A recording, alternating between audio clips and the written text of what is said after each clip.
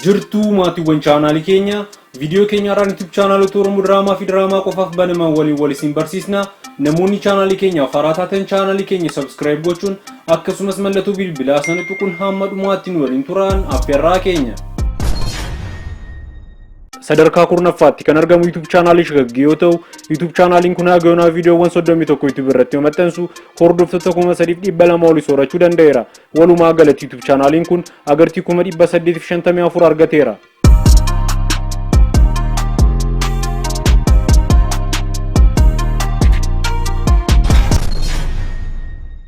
Sadarkaa saglaffaatti kan argamu YouTube chaanaalii Ani yoo ta'u, YouTube chaanaaliin kun haga viidiyoowwan 33 YouTube irratti maxxansu hordoftoota 6,000 ol soorachuu danda'eera.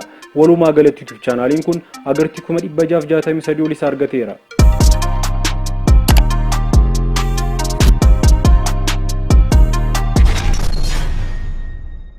Sadarkaa 8ffaatti kan argamu YouTube chaanaalii Sophie Chronicles yoo ta'u, YouTube chaanaaliin kun haga viidiyoowwan 150 YouTube irratti maxxansu hordoftoota 11,700 ol soorachuu danda'eera.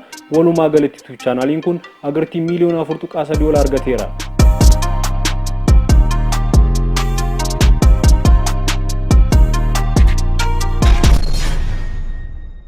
Sadarkaa 7ffaatti kan argamu YouTube chaanaalii BBI Studio yoo ta'u, YouTube chaanaaliin kun haga viidiyoowwan 64 YouTube irratti maxxansu hordoftoota 24,600 ol soorachuu danda'eera. Walumaa galatti YouTube chaanaaliin kun agartii miliyoona 2.5 ol argateera.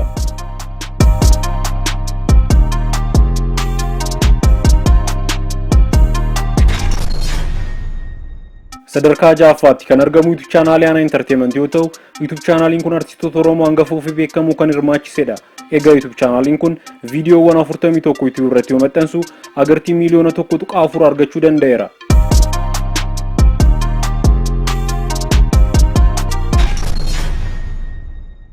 Sadarkaa 5ffaatti kan argamu YouTube chaanaalii Qubee Studio yoo ta'u, chaanaaliin kunis artistoota Oromoo hangafoo fi beekamoo kan hirmaachisee fi viidiyoowwan kwaalitiin isaanii HD ta'e hordoftoota isaaf kan dhiyeessudha. Egaa YouTube chaanaaliin kun haga viidiyoowwan 25 YouTube irratti maxxansu agartii 543 ol argachuu danda'eera.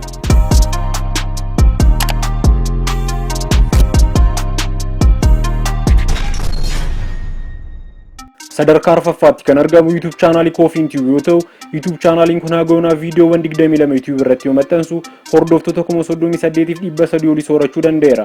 Walumaa galatti YouTube chaanaaliin kun agartii miliyoona 1.6 ol argateera.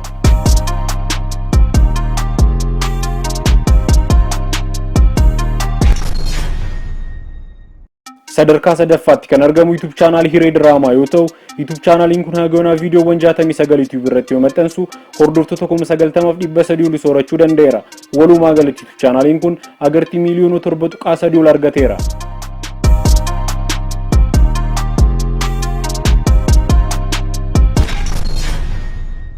Sadarkaa 2ffaatti kan argamu YouTube chaanaalii Roorraa Studio yoo ta'u, YouTube chaanaaliin kun viidiyoowwan 191 YouTube irratti maxxansu hordoftoota 111 ol horachuu danda'eera. Walumaa galatti YouTube chaanaaliin kun agartii miliyoona 12 ol argateera.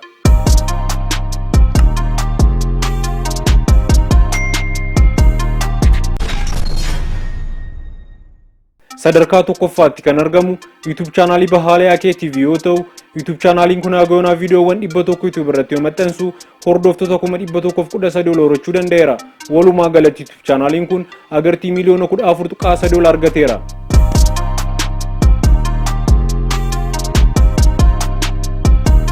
Maatiiwwan chaanaalii keenya YouTube chaanaalota amma isin tarreessine keessaa kan irra isinitti tolu komentii jalatti barreessuun akkasumas chaanaalii keenya like, share, subscribe gochuun dagatinaa isiniin jecha viidiyoo biraan ammoo arginutti nagaatti.